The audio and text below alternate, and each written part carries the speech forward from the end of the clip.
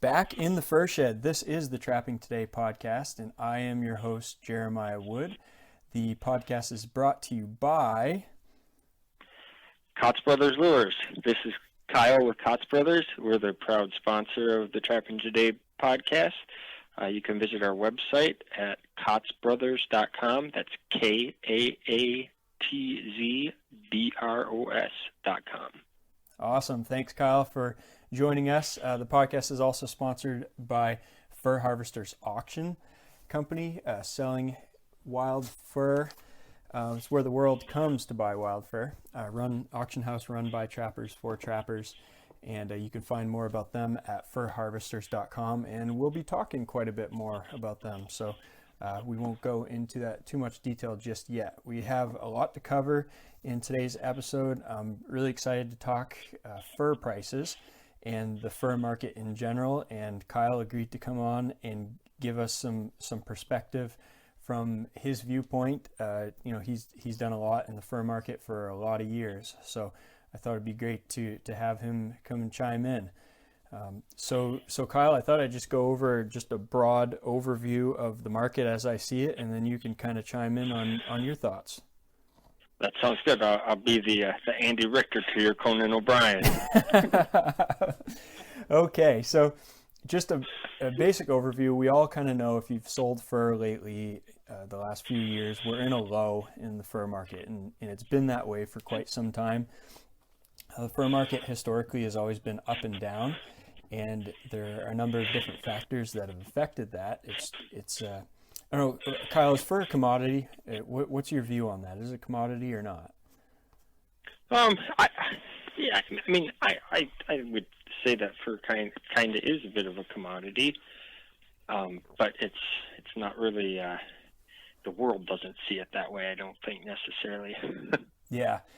So I mean, if you think in terms of commodity, what that means from our perspective is the price is determined very heavily by supply and demand, right?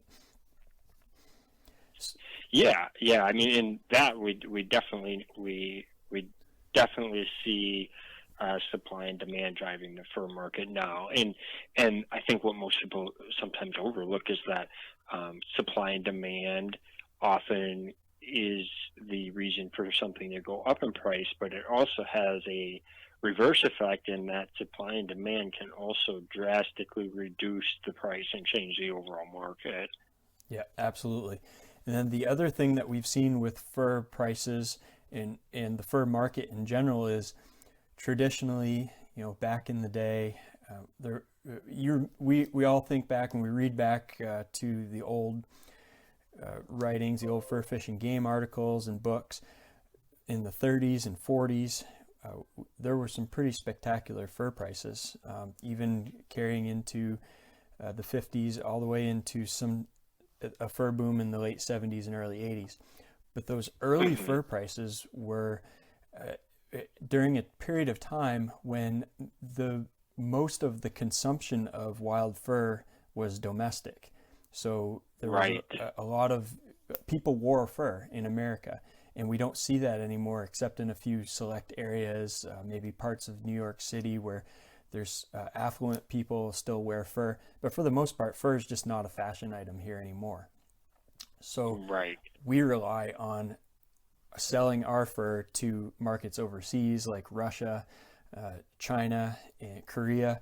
So that really makes it a little more difficult because there's so many more things other than just the U.S. economy that affects the price of wild fur. Mm-hmm. Yeah, and one thing, just as you were making that statement, if we look back to like 1978 was a year that was a huge fur boom, and that was a year before I was born, so I didn't experience it, but definitely you hear all the stories and the crazy prices. And so let's take, for example, at that time, if we compare it to 2013, or let's compare it to right now, a coyote that just sold for $140 on the last sale, that's more than what they brought in 1978. However, with inflation, $1 in 1978 would be worth $4.05 in 2019. So to kind of compare things, certain items, even though they seem high, a coyote seems high at $140, and people are fired up about it. It's not the same $140 as it was during a fur boom like 1978 because of that inflation. If we take into the inflation consideration, that $140 coyote in 78 would be worth about 25%, $35, which would be a lot less than what coyotes were bringing then. Right. So that's kind of a tricky thing to when we analyze. Some prices are high and we like it, but compared to what a trapper makes at their regular job, it's almost not affordable to trap certain animals, even when they are high. Yeah, that's a great point. The inflation thing is something we often overlook, or sometimes we discount it a little bit, like, oh, it's not a big deal. But like you said, 4 times the value of the same dollar. That really is a big deal, and that wasn't all that long ago. Right. So the things that we're looking at as far as what drives the fur market today, in my view, is how the economy is doing in the fur consuming countries. Russia is probably the biggest one. China is a very big one. China is a little complicated because they use fur, but they also do a lot of fur manufacturing that's sold into other places. So those economies have to be in decent shape for fur to be produced or purchased by producers, and as well as the end products purchased by consumers. What drives these economies? Russia, we know the majority of the Russian economy is dependent on production and export of oil. And oil prices are very, very low right now. They hit a bottom, they came up a little bit, and they're back down the last few weeks. So that's, Russian economy is not doing well. People aren't making a lot of money. People consequently aren't spending a lot of money on expensive items like fur. Any thoughts on that, Kyle? Yeah, that's a big one. We need Russia back in the fur market, and as you were talking, I went back to Google and pulled up another figure. Right now, the conversion is $1 equals 64 rubles. When in order to see Russia back in the fur market, it needs to be closer to about $1 equaling 9 to 15 rubles, I would say. So with that conversion, that's an indicator as to the economic struggles there, which prevents them from being the player that they normally are in the fur market. So definitely that has an impact on certain markets, especially the trim and Russians are known for fur hats too. So if that situation turns around to where the Russian buyers can jump back in the market, I think that will greatly increase the demand for certain items like raccoons, coyotes, the trim items, red fox, ranch fox, the items that the Russian buyers are kind of known for. So that's definitely a big factor right now in the fur market for sure. Do you remember what the dollar to ruble rate was back in like 2014 when fur prices were high? I don't, but I know somebody does. Let me see. Google that. Yeah, that's a great point you make about the strength of the U.S. dollar and the strength of other currencies is really a big deal. Like even if other currencies remain stable, if the U.S. dollar gets stronger, it automatically decreases other countries' purchasing power in terms of U.S. dollars. So a strong dollar may be a good sign that our economy is doing pretty well, but it also means fur is going to be more expensive for other countries. Right. So in 2014, the ruble was actually worse than it was now. Really? Let me go back here to like 2012. Yeah, because that's about the time when things turn for the worse too. Yeah. Let's get a little bit further back here. A lot of these indicators have a little bit of a lag to them as well. Yeah, so let's see here. 2012 ruble to dollar conversion. It's hard to look back here. Yeah, so 2012 it was 31. It's about the value was $1 equaled 31 rubles versus 64 rubles, and that was on the downhill slide. I bet if we went back to like 2011, we would see it even a little bit better in Russia's favor. So basically, in Russia's currency, right now they can purchase half the amount of fur in rubles that they did before. Yeah. Whereas if you look at, that's one thing that makes a big difference. If you look at the conversions that way, when the ruble's strong, they can actually pay more for a raccoon skin, and it's actually costing them less than when they pay less and the conversion is very poor. Yeah. So that kind of stuff definitely has a big impact. And how about China? I know China's economy seems to be just driven primarily by growth. They're just constantly, they're kind of a difficult country to track because they act a little bit like the U.S. economy, but the economy is kind of half free market, half controlled by the government. Growth has kind of been the biggest thing with China, and that growth has really been slowing down the last few years. Yeah. I would. China's interesting. I'm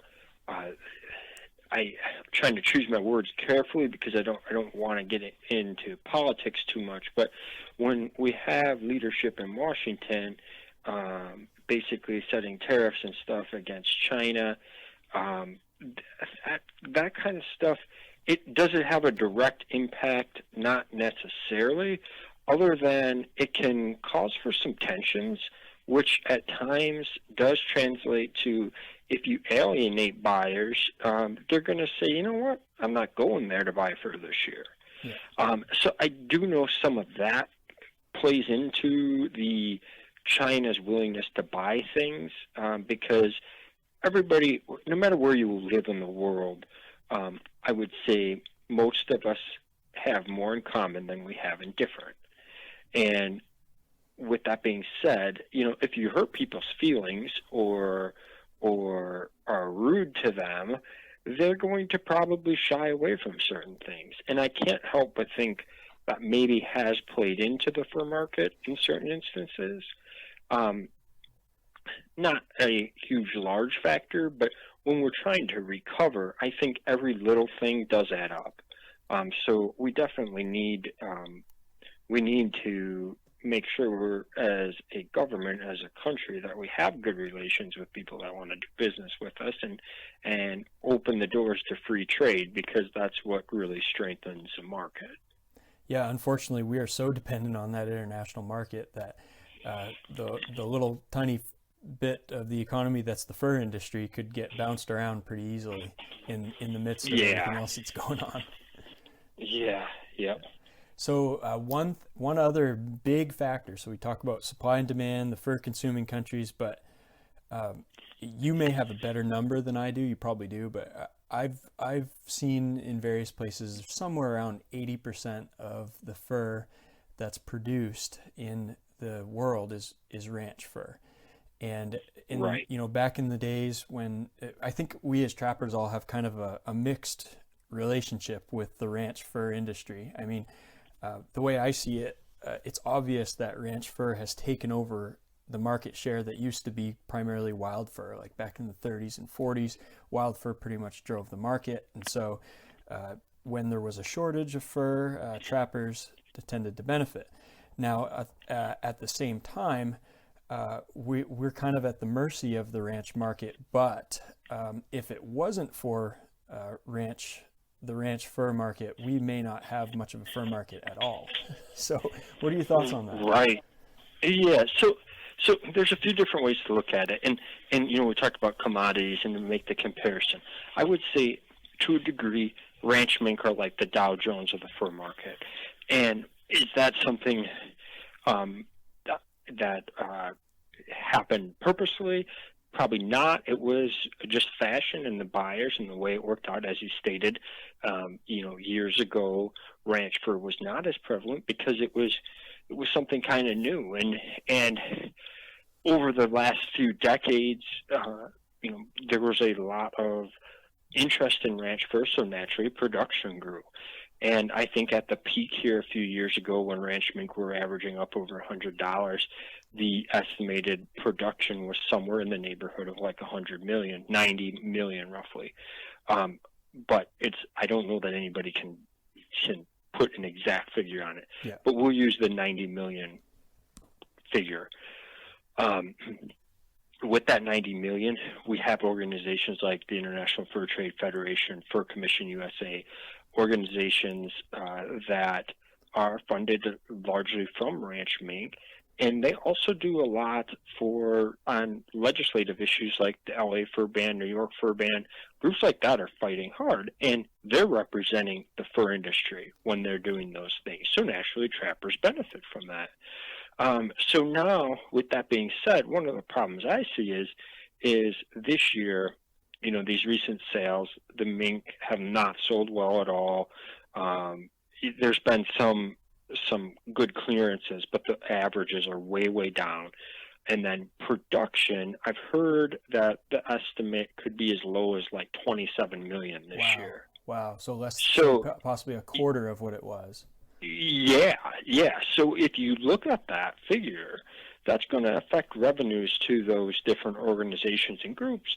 So, that is a little bit of a problem. I guess I kind of take the standpoint that a lot of trappers may say, well, we need to see the ranch mink drop down so that there's more value in buying a muskrat. Well, I don't know that that's always a fair analysis to say we want it balanced, is what I would say. We don't want too many, and that's probably what happened is the ranch mink got going so good that production did far exceed the supply, but it took a couple of years for that to catch up. And then other bigger component is fashion. If fashion changes away from that item, now you've got an even bigger complicated problem, because it's not just supply and demand, it's the interest level is not there. So one thing, we're talking about China, so you use them. China, I would say the Chinese are experts at managing cash flow. They're not going to buy a bunch more of something than what they really need. And if they see that all at once ranch mink are not selling, or a certain item is not selling, even if that item drops in price to 10% of what they were paying, if it's not selling, they're not going to buy it. Mm-hmm. Just because it's on sale, you don't need it. Yeah, right. And so, with that being said, that would be I'm not an further expert drive on prices down, right? Yeah, I'm not an expert on ranch mink by any stretch of the imagination. I have a lot of friends that are mink farmers that I talk to. We can all look at the results of the sales, and that's where I'm kind of speculating on my theory there a little bit, but it seems to make sense. Yeah, and I follow the cattle markets a little bit. I have some beef cattle, and it seems to me like the ranch fur market is just like the cattle market, but on steroids, where you see high prices and everybody gets into the game and increases production. And of course, with ranch mink, for instance, I'm sure you can increase production a lot faster than a cow-calf producer can increase their herd size with, growing typically one calf born per cow. Exactly. So that happens quickly. They increase production, and they it seems like the human element of markets is they tend to look at what's happened in the past instead of trying to predict what's going to happen over the next few years. So they see high prices in the past, need to increase production to take advantage of those high prices. By the time production goes up, all of a sudden those prices aren't there anymore because there's more supply than there is demand. So right. And then you get into the issue too is when the market started to drop, so when mink went from $100 to $50, you have some ranchers saying, well, to get the same, you got to sell twice as many. Get the same fur check. Yep. To get the same fur check, I'll just raise twice as many mink. Yeah. And it that just was continues a problem. to drive it down, right? Yes, that's a big problem. That, and you can't blame a producer for doing that, because no different. It would be easy if you had bills to pay and you said, well, I'm going to work twice as many hours to pay them. Nobody could blame somebody for doing that. However, when you're dealing with something like fur, that's a little bit of a tricky situation. Yeah. Now, I've heard a little bit, and maybe you can help me out on this. I read in a couple places that during that 2013, 2014 kind of boom, that China started really getting into the ranch mink game and started producing their own ranch mink. Do you know? That is correct. And how has that played out over the last few years? Well, I think that is something that's kind of a wild card, because during that time, I had different people. They in North America and in Europe, there was predictions, and they keep track of what's being produced, whereas China was a bit of a wild card. Yeah. Nobody knew how many mink were actually being raised in China, and a lot of those mink, it's not like they're going to Saga Furs or North American Fur Auctions or Copenhagen, right, to where they're really accounted for. They were just being utilized within China. So that's another tricky scenario, and again, you can't really blame China. I mean, that's just business. Is, hey, we need this item, we could make some here. The one thing that I have been told is, like, the quality was maybe a little bit less, but it was good enough. Yeah. So at a certain point, they're like, hey, we can increase our profits by just raising the mink here ourselves. So that's and they didn't have to pay the import tariffs either. Exactly. Yeah. And there was, I can't remember the whole story now, but in that time frame too, there was a Chinese buyer that was doing some shady dealings, where they were basically not paying taxes, and he was one of the largest importers. Mm-hmm. Well, he got arrested and put in jail. And when that happened, that was a downward turning point for the ranch mink. Yeah. I can't remember the whole story. Are you familiar with that? Yeah, I remember reading about it. And there's a few people that got arrested, and it sounded like it really increased the rest of the Chinese buyers were a lot less willing to take risks and willing to buy U.S. fur, because they were very concerned about getting in a jam the way this guy did. Right. So yeah, crazy stuff going on across the world, and we have little control over it, and sometimes we don't even know when it's going on. But yeah, and it's funny to me. A lot of trappers, like, I can remember, it's been, I think it was either last fall or the year before, I had a customer call from Missouri. What are furs doing up your way? He asked, and it's like, the same they're doing there. We're all mixed together, and whether you're in Missouri or Illinois, the fur market's the same, because it's a global thing. And that's something I think I would always say to trappers is whether you're a trapper in New Mexico or Maine, Florida or Idaho, the fur market is the same. It's just we produce different quality and different animals, but the overall market it's a global enterprise. Yeah. So, anything else to wrap up on the overview of the fur market? I don't think so. I think we touched on the main points. Now we know what everybody wants to hear. What are the prices? Yeah. So we have wrapped up the fur selling season for 2018-2019. There may be a little bit more selling that goes on here and there, but the major auctions are completed. I would assume most of the buyers have what they need for the upcoming season. So what I was going to do is sort of read through a couple of reports from the auctions and then we'll get into some details on specific items and kind of look at where we're at with fur prices. Mm-hmm. So I want to start with a report from Mark Downey, who is the president of Fur Harvesters Auction, and I would say, maybe you and I, Kyle, are a little bit partial to fur harvesters, but not necessarily going to say that you need to sell your fur in one place or another. And we're not going to try to bash any particular auctions or anything. But maybe people will hear a little bit of a bias on from us toward FHA, perhaps. But hopefully, we're going to give you a straight down the middle report of what's going on. So this is from Downey, and there's something a little bit fishy that was going on. So I'm just going to let him describe what happened here. So the sale result report from May 24, 25, 2019, it says, prior to the start of our auction, we received well wishes and encouraging messages from most of the world's auction houses, as we most often always do days prior to our auctions. At times like this, when the market's struggling, it's so very much appreciated, as we're all in the same boat. However, the evening of our auction, we started receiving messages from a great many of the buyers that had already arrived here in North Bay.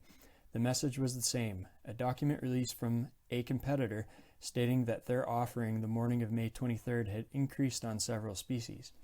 In particular, Muskrat had increased from 90,000 to 208,000, and Raccoon had increased from 252,000 to 424,000 in just 12 hours. This was sent to our buyers the evening prior to our auction. In both cases, the quantities more than doubled, and questions of where this volume could come from was paramount, as this much volume was not even produced the past few years. The timing of this tactic was not well received by a great number of buyers forwarding it to us.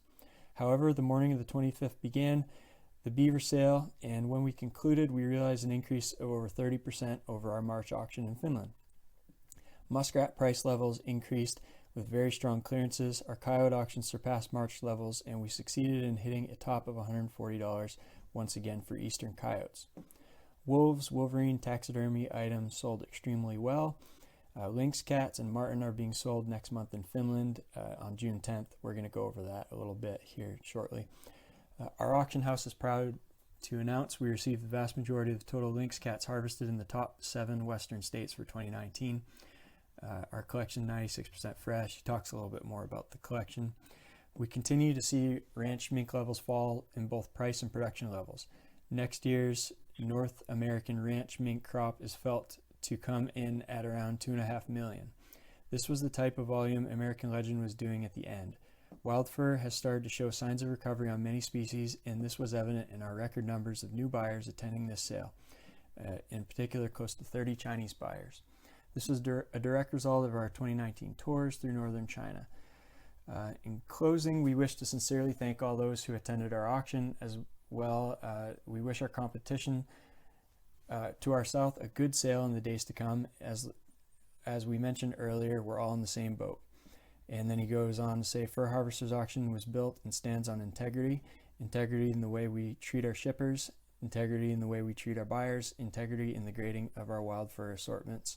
Respectfully, Mark Downey. So what do you think, Kyle? Well, I think they had a good sale. I'd start with that. That was, it was, I think everybody's hoping for higher prices, the auction houses, the trappers, both. But given the state of the market where we're at, especially the Beaver, I think it went better than what they thought it was. And so that's a very encouraging sign.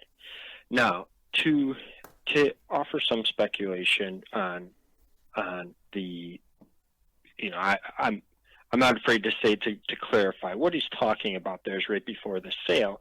The NAFA sale comes right after the Fur Harvester sale, and NAFA greatly increased the offering on muskrats and on raccoon. So this is speculation on my part, but what I do know is this. With NAFA, a lot of the larger mink ranchers, say a mink rancher was going to had a $10 million fur check, which some of the large ones do have that kind of revenue. what NAFA will do is they'll offer them basically a reduced commission if they leave the money, basically reinvest in NAFA. Essentially, NAFA's paying them interest. If, say, they sold $10 million worth of mink, for tax reasons, they say, keep $5 million, send us $5 million. On that $5 million NAFA keeps, they pay the rancher interest on that, and they use that to operate. I have no problem with that. That's actually smart business on NAFA's part. So what does NAFA do with that money? A few years ago, I was told that NAFA bought coon at their sale, paid the trapper for them, bought those coon. And then at some point, NAFA will resell those skins that they bought. My speculation is that that's where the bump in the offering came from, is those were NAFA-owned skins that they put on the sale, which is fine.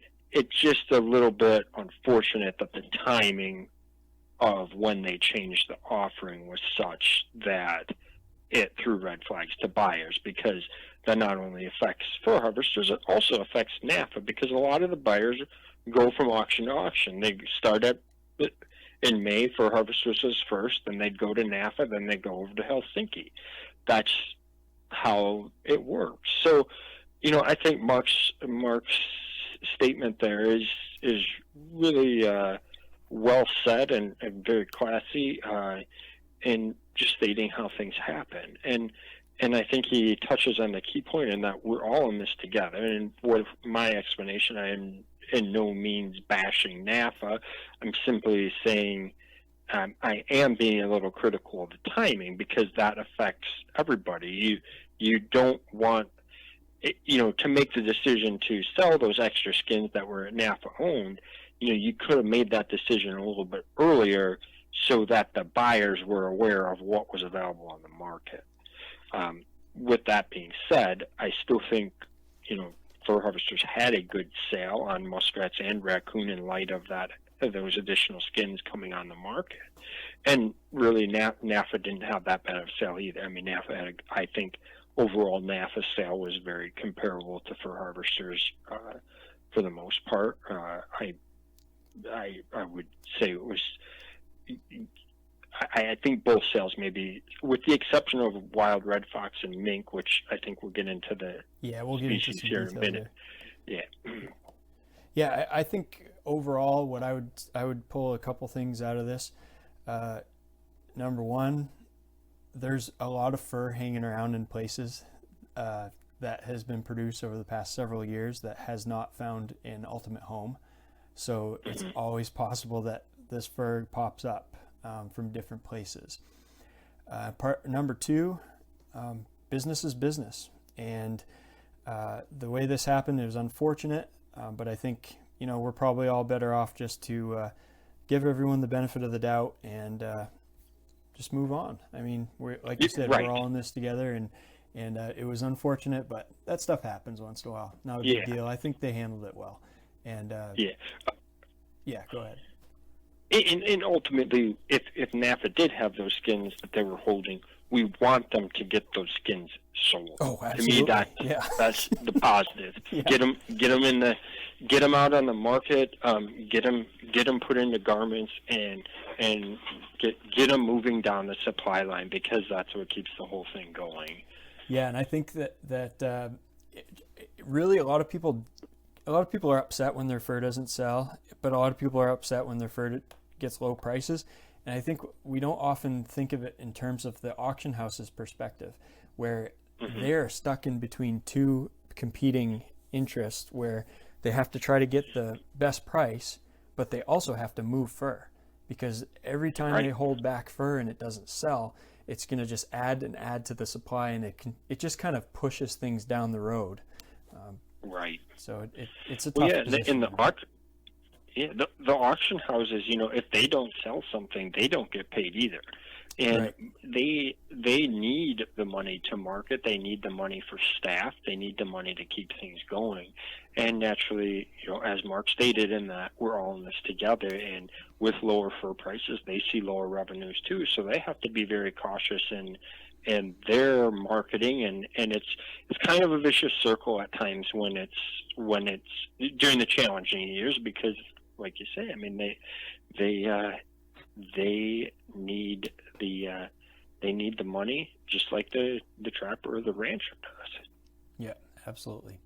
So that was the main FHA sale, and as people know, they held the marten and bobcat back to sell in June in Helsinki in conjunction with the Saga Furs auction. So those results, the actual numbers are not out yet, but I did email Mark Taylor to get an update.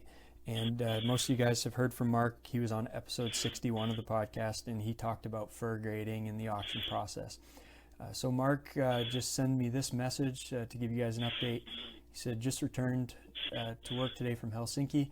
Overall, the sale was a little disappointing for both marten and Kaatz. The marten prices have been on a decline over the past few years and continued on this past sale. Many marten are purchased for trim on ranch mink coats. With ranch mink selling at rock bottom levels, the price for marten has dropped significantly as well. As for the Kaatz, the orders for Kaatz were limited this sale as well. This trend is evident in many fur fads, as they only last so long until a new one comes along to take its place. What we saw was selective demand on heavy, white-bellied Kaatz, but better clearances on more commercial type skins from central and northern parts of the US and Canada. So without getting a price update, that's basically just similar to what we've seen the past few months. The demand, Kaatz buyers have been much more selective on Kaatz, and marten have continued to decline. So, Kyle, what do you think about getting into some specific prices? That sounds good. We can analyze a little bit more. My head is hurting right now because I just spent a couple hours before I called you to compile some of these numbers, because I want to be able to give people just a little bit of overview of the past 2 years, how things have been going, and maybe help determine where we might be headed. And this is far more confusing than most people think. So you have to be very careful when you read an auction report that you're comparing apples to apples. And the auction process is incredibly complex. So I wanted to start by just giving an overview of kind of how the ins and outs of reading an auction report, because it's not like going, looking in the back of Fur Fishing Game and seeing the numbers and, bobcats are $300 and fisher are $25 and this and that. It's you just can't. There's so many different types of fur and fur from different areas that's grouped together, and really, in order to be able to say compare how things have gone, like for bobcat, I've got 1, 2, 3, 4. I've got 5 or 6 or 7 different grades and lot types for bobcat for the last couple of years in the NAFA and FHA auctions to compare. So if you're comparing a bobcat, you need to compare a western bobcat to a western bobcat, a north central bobcat to a north central bobcat, Canadian, southern, southwest. NAFA will grade them as southwest, north central, and Canadian east. FHA both will have a western grade. FHA will grade central, south, and Canadian. And this varies with cats, with coyotes, with marten. The way they categorize, coon are the worst probably. The way they categorize these grades, there's not always a lot that you can compare apples to apples between the two auctions. And there's also, sometimes the auctions will lot specific grades together or split them apart from auction to auction, just depending on what the demand is for that item. That's a tricky thing to keep track of, like you're saying, and sometimes volumes really affect too how they group things together. Also, yeah. And if guys want to get a little bit better on that, Mark Taylor's interview, episode 61, was a really good one for trying to go through that stuff. So lotting varies. One of the biggest things you need to pay attention to with the auction reports is percent sold. So not all items sell during the auction. In a low fur market, for items there's not a lot of demand on, a lot of times somewhere between 25 and 75% of the actual furs offered will be sold. So what if 25% were sold, but those were only the best furs? Like say you had bobcats that sold 25%, but the top 25% is what was sold. If you look at the auction results and look at the average for those bobcats, you're only seeing the average for the top 25%. So if you compare that to another auction where 100% sold, you got the top, the middle, and the bottom all averaged together. In order to really understand a price, I think, Kyle, you can correct me if you disagree, but I think that in general, the closer you get to 100% sold, is the closer you're going to be to an actual representative price for that item. Yeah, for sure. I think clearance is important, and then also, it's so tricky because, like you just used the bobcats as an example, and there's other items like say beaver.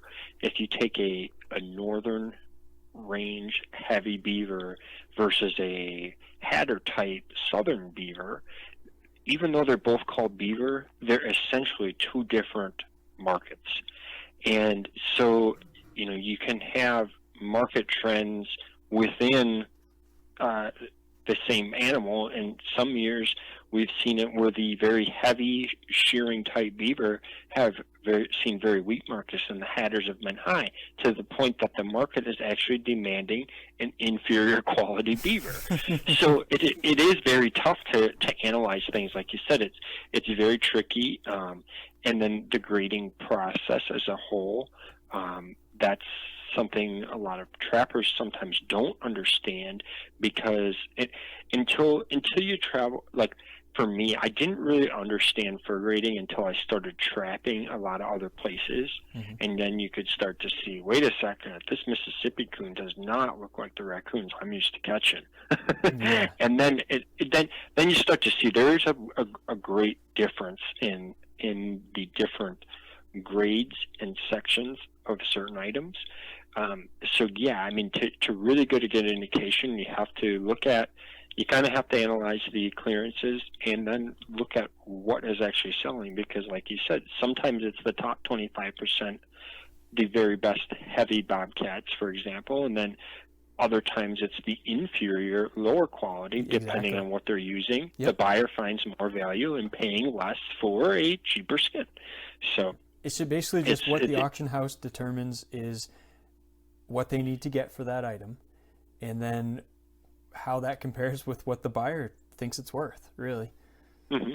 And sometimes the buyer thinks the top items are worth more. Sometimes the buyer wants a cheaper item and they're willing to pay a little higher price for it because they don't need that top end. Right. Mm-hmm. The other thing to think about is something called private treaty sales.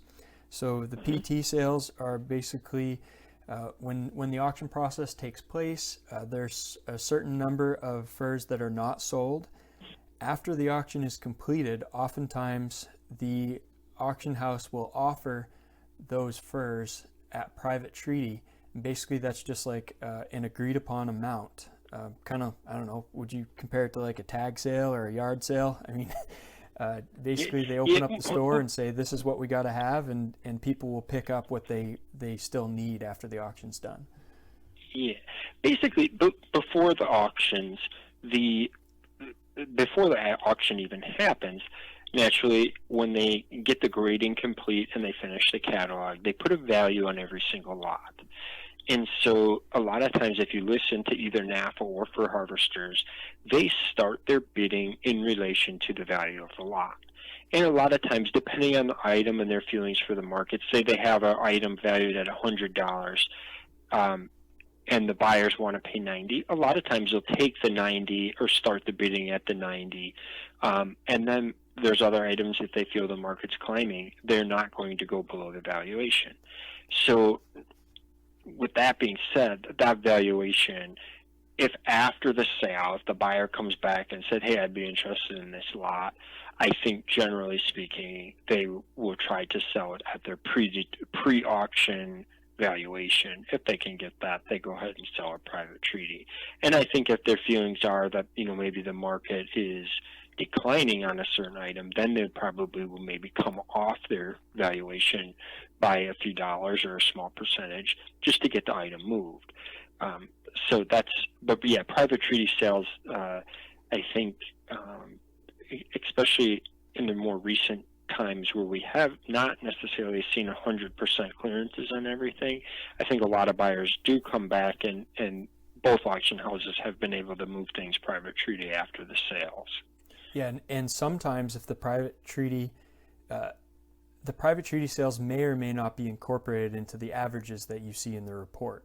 Sometimes the private treaty will take place right at the sale on the same day or the next day, and that will be incorporated in the report usually. But other times the private treaty might take place a month or two later, or in between auctions, and the only way to know then is if you have furs that are there, you just log into your account and you'll see something. All of a sudden you may have a dozen coyotes that were held over. Well, coyotes are not a good example because they're selling so well right now, but you may have a dozen otter held back, and all of a sudden you'll pull up your account and you'll see 6 of those otters sold for an average of $25. That typically meant that they were sold private treaty. The other day I was emailing with Don Rumford at Fur Harvesters, and he had mentioned that this last sale, they haven't closed it out yet, and he was actually hoping after Helsinki's over that perhaps they would maybe see a few more private treaty sales yet. Okay. So cross our fingers, hopefully that is the case.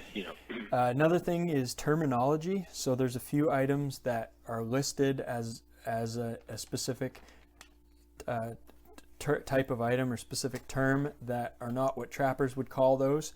The two big ones would be sable.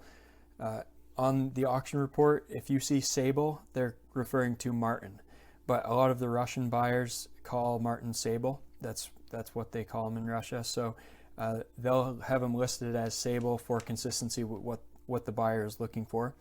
So if you see sable, that's marten. Bobcat are always called lynx cat on the auctions. So they won't list bobcat, they'll list lynx cat.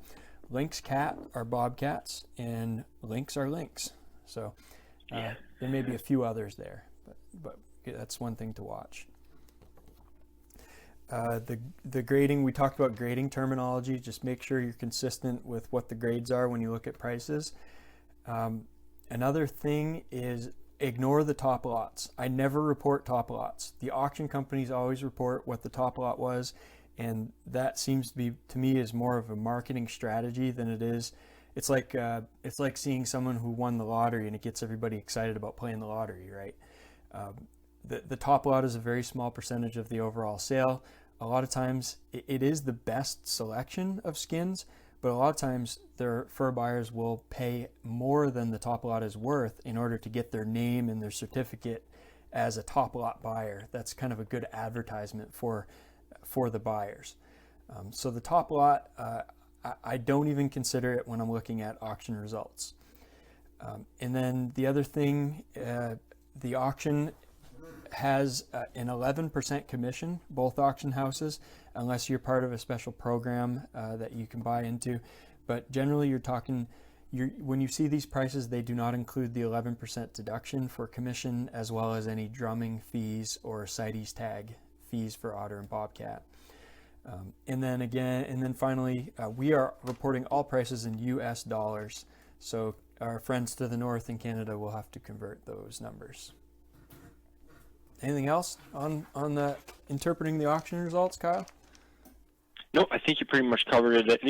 I'm glad you said that about the top lots, because a lot of times the top lots are bought from the buy. They're buying some prestige with that.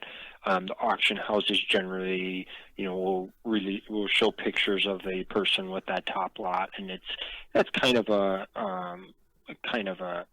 nice. I don't know. It's more of a promotion. It's kind of a nice thing to do for the buyers, but it sometimes can affect the average, but not really, because generally, like, I know a few years ago when things were hot and they had like the top lot of Raccoon, I think sold for like $250. Well, there was only 10 skins in that lot. Yeah. So it doesn't, when you're offering 100,000 to put 10 skins in that lot, it doesn't really affect the average. But I do know, there were that particular year, I remember one local trapper that catches a lot of Raccoon. He had 2 coon in that top lot at like $250. Wow. So he's pretty excited. Yeah. It's good if you're the top lot guy. Yeah. Absolutely. I think that top lot thing is probably similar to, for people who live in rural areas, if you have a 4-H club and they have baby beef program, Exactly. the buyers will pay way more than those critters are worth. Exactly, yep. All right, so you pick the species, Kyle, and we'll look at some results. Okay. What do we want to start with? You start however your notes are compiled. Okay, well, we're all over the map, really. Maybe we should start with bobcats. So bobcats have been a specialty item. The cats, I think everybody's heard this a million times from all of us, that those cats with the nice white bellies that are well spotted and really heavy furs are the best of the best. Several years ago, cat averages were really high. We were $500 to $700 on those really good cats, and it kind of brought everything up as far as cats were concerned. Lately, what seems to be happening is that select bobcat has become narrower and narrower, and the buyers are really getting picky because they don't need as many of those bobcats. So the price for the western heavy bobcats is maintaining a pretty high level, but the rest of the bobcats from other parts of the country are really falling off quite a bit. So we don't have the fur harvesters results from Helsinki yet, but the NAFA bobcats overall sold at 50%, and the western cats were $320 average. So we don't know whether, you'd have to actually go through all the catalogs to determine whether those are the better westerns or the less desirable. If you compare that to fur harvesters in March, we'll look at both March sales. In March, fur harvesters western cats averaged $415, and the NAFA ones averaged $391. Those were 78% and 95% sold, respectively. And going back a little further, let's compare that to what happened last year. So we're talking $400 on average for those really good cats. And last year, fur harvesters May sold about half of them, averaged $653. NAFA sold 92% in May, averaged $391. FHA sold 99% in March, averaged $598. So if you look compared to 2018, that market's fallen quite a bit. Yeah, that is, and you touched on the white bellies. It is so tough with bobcats. I was texting with JP Wilson here after the fur harvesters sale, and he's saying, he said, I have cats that I think are $500 and they sell for 10, and then I have cats that are $20 and they end up selling for 500. And the thing with bobcats to keep in mind is it's really tough. The grade, especially for the trapper, they can range so much. You have, of course, size is always a little bit of a factor, but then, like you mentioned, the clarity of the belly, which is meaning how much the spots stand out, and then also the width of the belly, how much white there is. So when you factor in, there's so much variance in the bobcats. When last January I was at Fur Harvesters, and Greg Schroeder had his grading table. He had Colorado bobcats, and I am no expert bobcat grader, but I've always felt like I can say, hey, that one's pretty good, or this one's pretty bad. But to look at those 25 cats, out of 25, there was probably only like 2 that would go together in the same lot, and they're all from the same state. Yeah. So that gives you an idea as to, especially when you're looking at clearances, if buyers are looking for one thing, it's very easy to have it affect the clearance because cats range so much, even within one state, one region. Not all heavy bobcats are the same because you have the clarity of the spots and the width of the belly, and then how heavy the fur is, and then size. So that is a tough item in that, if they're looking for something specific, it could quickly affect the once you run out of exactly what the buyers want, the rest of the skins may be very difficult to get a good price for. Yeah, absolutely. And if you're looking at all the other cats, I'm just kind of looking through and trying to develop a bit of an average in my head so we don't go through all these numbers. But the Canadian, the Southern, the Central, North Central, Southwest, Canadian East, basically if you look at the last 2 years, all of the auctions, those are typically averaging between about $40 and $80. So you look at that, there's a really big drop off from the best cats to the rest. Yeah. How about mink? Mink haven't been selling. Yeah.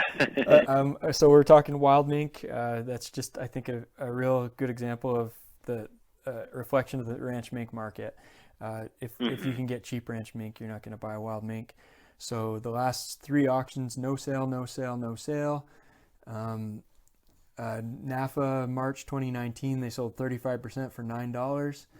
NAFA May 2018, they sold a few. They sold 40% in May for $14, 100% in March for $11. But basically, you're lucky to get, right now, you're lucky to get $8 or $10. You're probably looking at $5 or $6 on mink.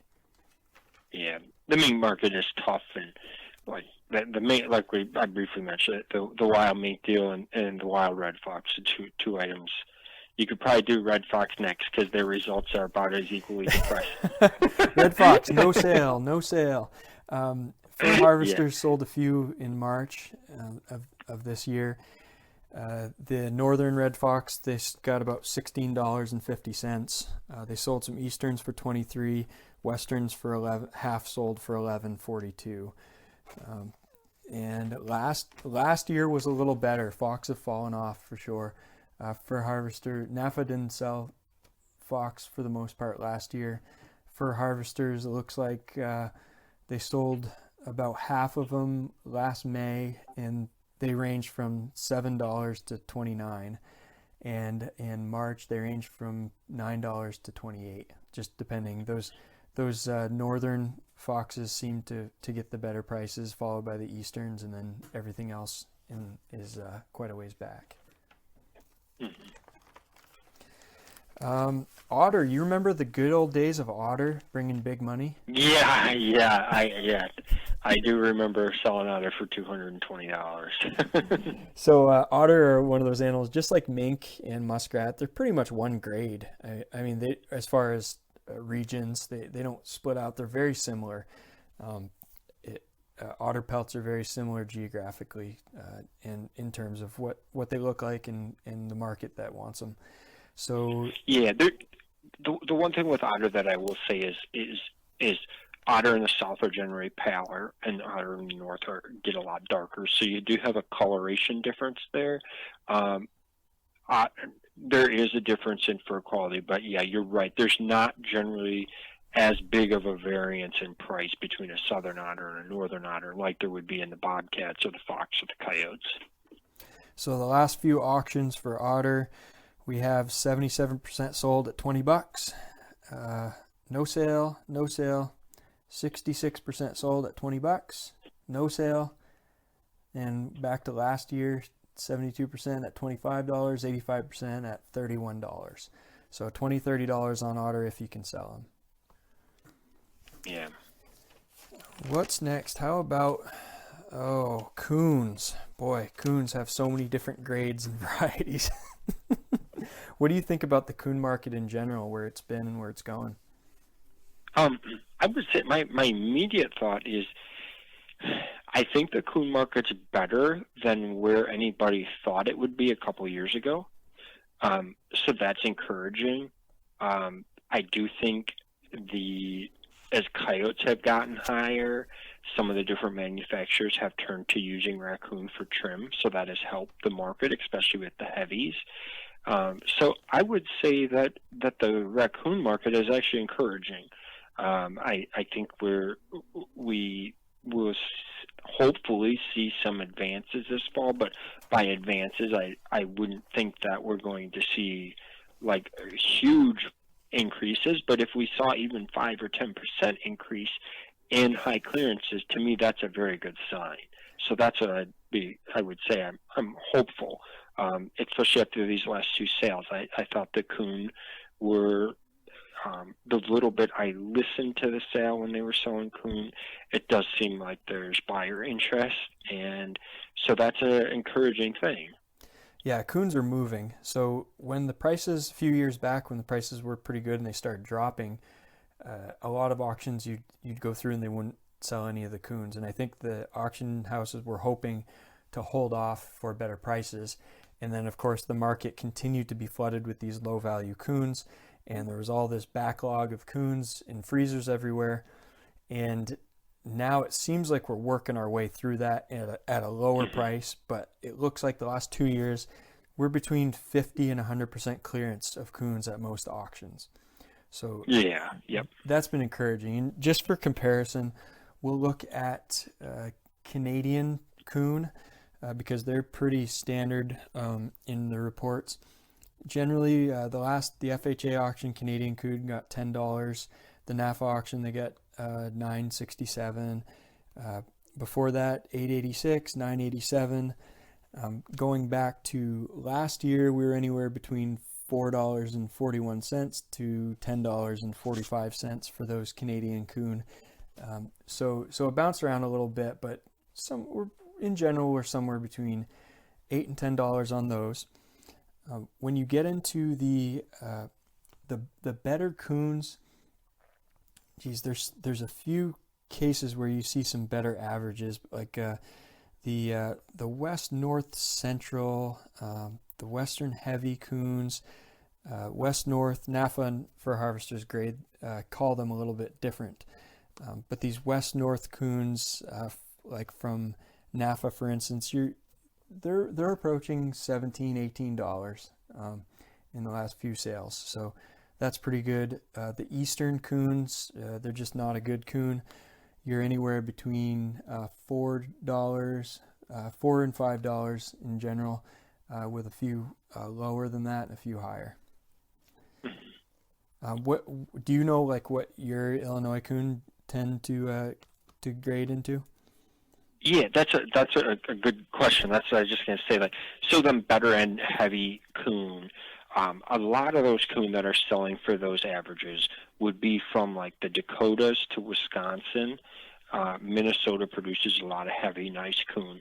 And then like northern Iowa, northern Nebraska into Illinois, that region I would say would be, and I'm in northern Illinois, so we would have some, percentage-wise, we have some coon that would fall into that category, but we also have some that would be more of a semi-heavy coon. And then like the Easterns, you're talking like more, a lot of what they grade as Easterns would be like Indiana. Now I should say like Michigan would be another state that would have heavy coon. And then like when you get into Indiana, Ohio, Pennsylvania, you're going to run across some of those coon, but very, very low percentages. A lot of, as you get from like Indiana to Pennsylvania, Ohio, Pennsylvania, a lot of that is going to fall into Eastern type coon. And then I would say when you get back into like northern New York, and there's going to be heavier, better quality there. And then of course like your coat type southern coon would be from like Tennessee to Florida over into like Louisiana, Arkansas. Yep. So that's coon. Let's move into the water a little bit, and then maybe we'll bounce back out on the land with coyotes. But we'll start here with the muskrats. I like to go, save a little bit of the good news for later on. Yeah. The muskrats, actually a little bit of improvement for rats. So again, that's an item that they do vary depending on size and the quality of the pelt, but they're reported as one item because a good muskrat can come from anywhere in the country and a bad muskrat can as well. So it looks like, we've been bouncing around. Last year, muskrats were generally around $3 to $3.50. And the last few auctions of this year, they're closer to the $3.50 to $4 range. The most recent sale, the Fur Harvesters auction, sold 84% of muskrats for $4.03. And in March, Fur Harvesters sold 100% for $3.80. The NAFA at that same time, they sold 98% at $3.59. So $3.50 to $4 is what we're looking at for rats. I think the muskrats, I mean, those numbers are very favorable in light of the ranch mink, and given the state of the market, I felt the muskrats were positive. Yeah, easy to trap, easy to handle. I think so. I think they're worth trapping at that. Maybe not doing a long line, but I'm pretty happy with that. However, the exact opposite end of the spectrum is the beaver.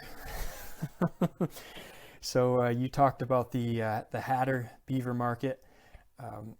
So the Hatter beaver market is typically in the past has been those Section 3 beavers, the southern beavers, the ones that are not prime, not shearable, not heavy, and our eastern beavers were used more for coats. The coat market is pretty much dead. However, Fur Harvesters somehow managed to get an $18.69 average on 82% of the beaver sold in this last auction. I'm not sure how they did that. That's an advance of that's an overall average, and that's like $8 more than the last than the NAFA sale, and $4 more than the Fur Harvesters sale in March. So that was a pretty favorable auction. But in general, that spread between the Section 3 and the southern beaver and the top quality northern and eastern beaver, that spread has gotten tighter and tighter and tighter. And we're selling, the best quality beaver are selling in the same price category as the lowest quality beaver. Right. Yeah, and that's it didn't used to be that way, but it sure has the last, I would say, 10 years or so. It's really gotten to that.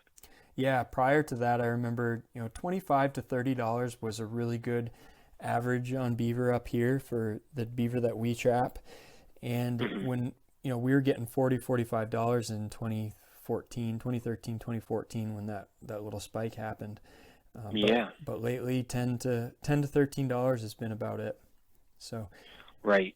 And that's like the same in where you're at is a much better quality beaver than what you Illinois trapper would catch. And we're getting like the same money for them, basically. Yeah, there was actually an auction in last March at NAFA. The Section 3 beavers, the southern beavers, went for $10.39, and the eastern beavers went for $10.46. So yeah, exactly. we got 7 cents more. Yep. So beavers, there's no positive when it comes to beaver pelts. However, the beaver castor market is super hot. And yeah, that's from a lure maker's perspective. The beaver castor market is just scary. Basically, it's a very big struggle, and I think that's why we've seen lure prices advance the past couple of years, because castor is a very valuable attractant. And my one thing I would say about the beaver castor market, why I say I'm scared, is what goes up must come down, and at some point it's going to fall off.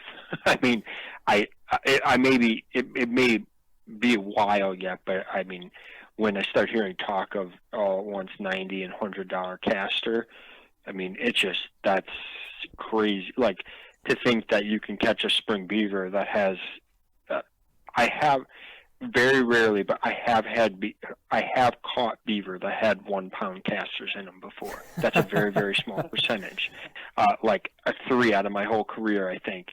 Yeah. But to say you could catch a beaver that has 1/4 pound of castor, that's worth $25. All at once, you got a beaver that fur and castor is worth $35 or $40.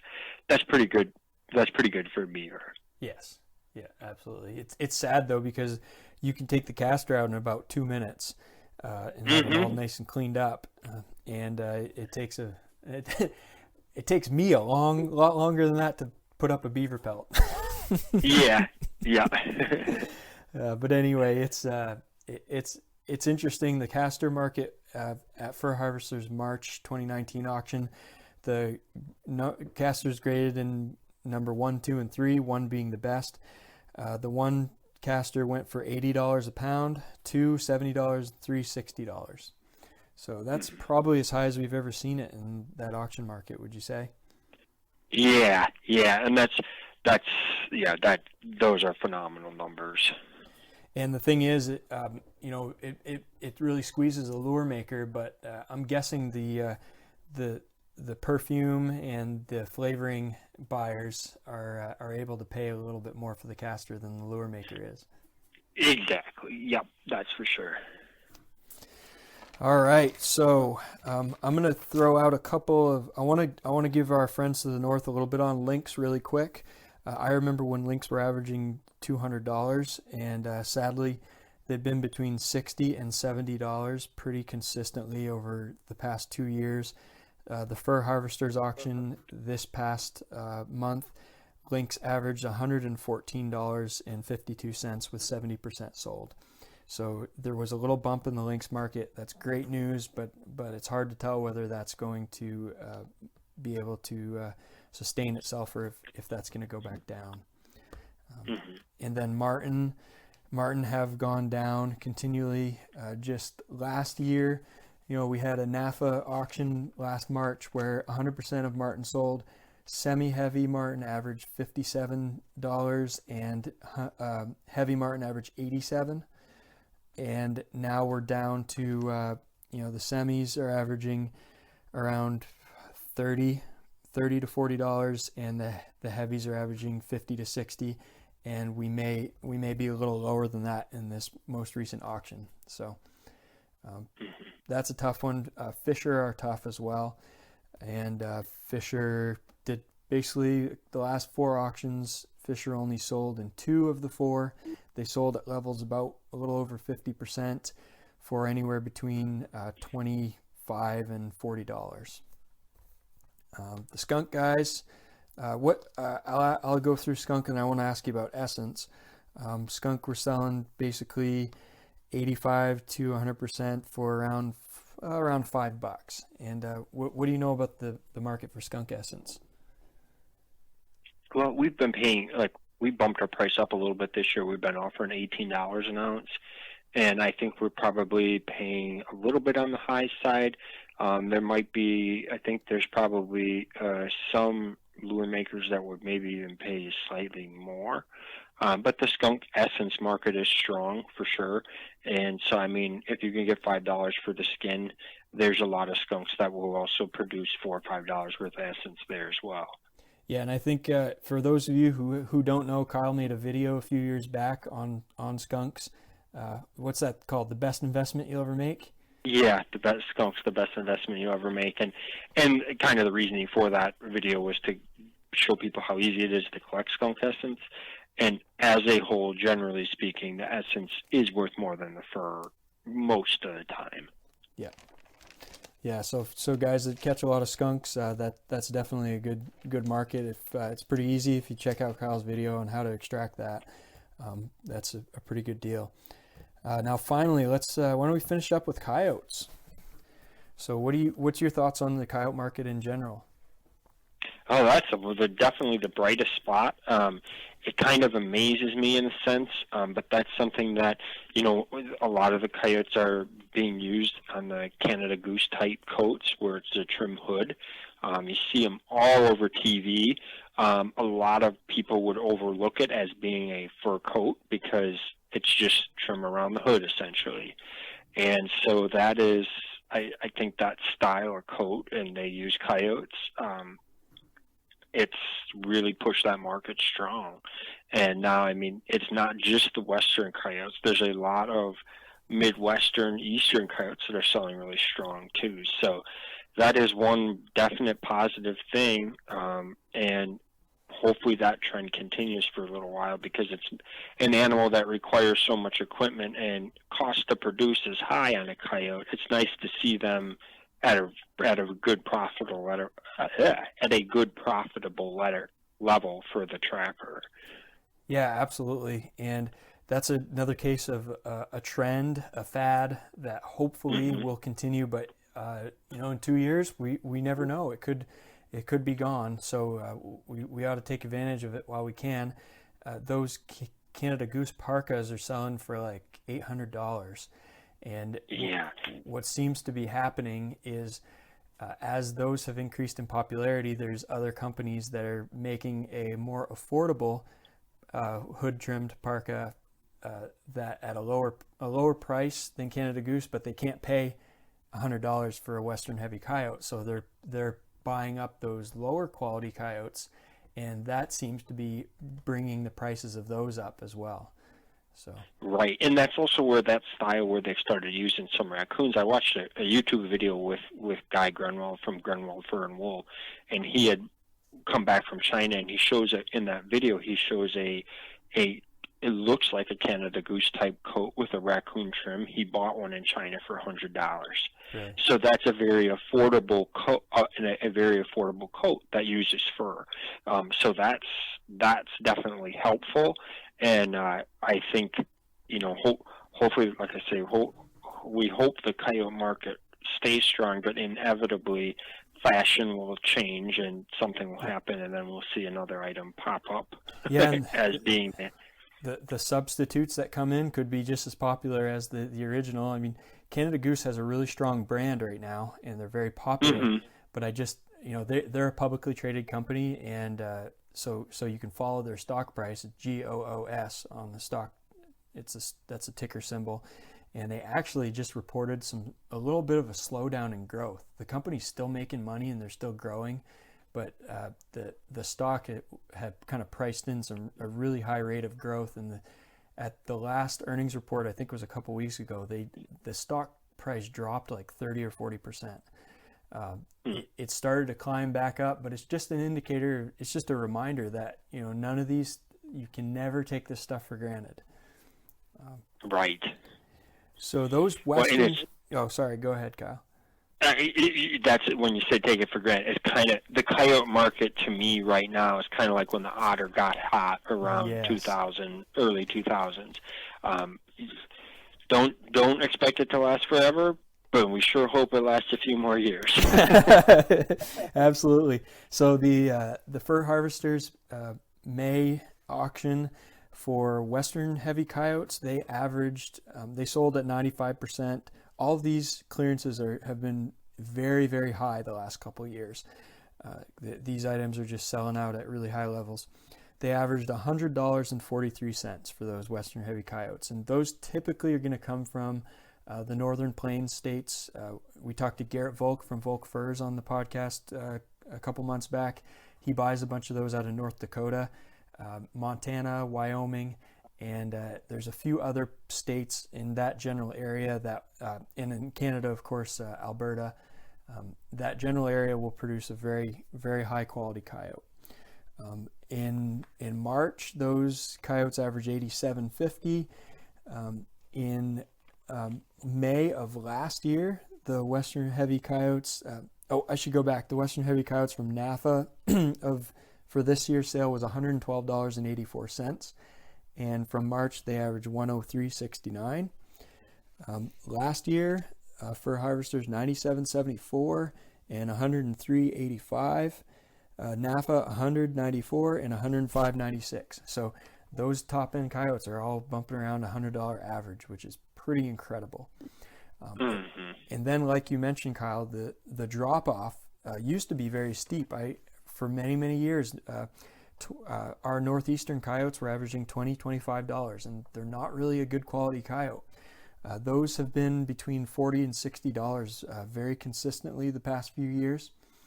And then the central coyotes and the section 3 coyotes, those have been anywhere between $20 and $40 depending on the auction. Those seem to have the highest level of volatility, and I think my interpretation of what happens there depends on how full the room is in the auction house during the auction, how many buyers are able to fill their orders by the time it comes down to those Section 3 coyotes and the semi-heavy coyotes and the southern furs and in those, I don't know, probably that Ohio area. Those tend to be a little bit lower quality coyote. If there's still a lot of orders that are left unfilled, those can potentially bump up to $30-$40, or they could be $15 or $20 if there's not as much demand. Right. Yeah, and I think, you know, like a lot of the coyotes that get rubbed in the shoulders, you know, if they need them desperately, they'll use those coyotes because they can still cut strips out of the back below the shoulders. So yeah, you see that when they really need them. Some of the lower grades, you see kind of a bump because there's a sense of urgency, like, well, we gotta have it. Yeah, absolutely. So I guess that's it in a nutshell. Those are the latest auction results. That's the general state of the fur market. Any more thoughts?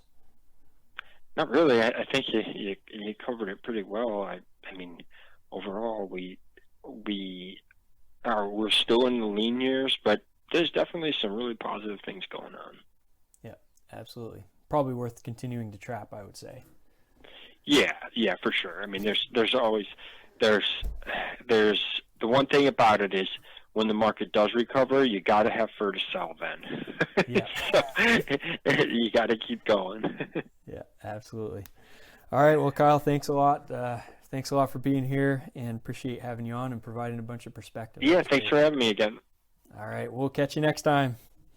Sounds good. Thanks, Jeremiah. All right. Take care. Hey guys, thanks for listening in. I hope you enjoyed that episode and that deep dive into fur prices and what the fur market's doing. And if you'd like more information, maybe a basic overview of the things that Kyle and I talked about as pertains to the fur market, don't forget to check out my book, Fur Profit, A Trapper's Guide to the Modern Fur Market. It's kind of a beginner's introduction to the fur market, how it works, and the various aspects, things you need to consider, how to sell fur, and what to think about when you are going through the process of selling fur. So Fur Profit, Trapper's Guide to the Modern Fur Market, you can find that basically pretty much most places that you look. You can get it at Kaatz Bros and Amazon.com. It's eligible for free shipping, and it's $12. You can get it on trappingtoday.com for that same price. And if you want to get it immediately and you don't care if you get a hard copy of the book, you can pick up an ebook that's available on trappingtoday.com for $5, and you get that immediately as a PDF download. You can also find Fur Profit from F&T, Fur Harvesters Trading Post, from PCS Outdoors, our friend John Chagnon over there, and a bunch of other sources as well. So that'd be great. Help support the podcast and learn a little more about the fur market. Thanks again, and we'll catch you on the next episode.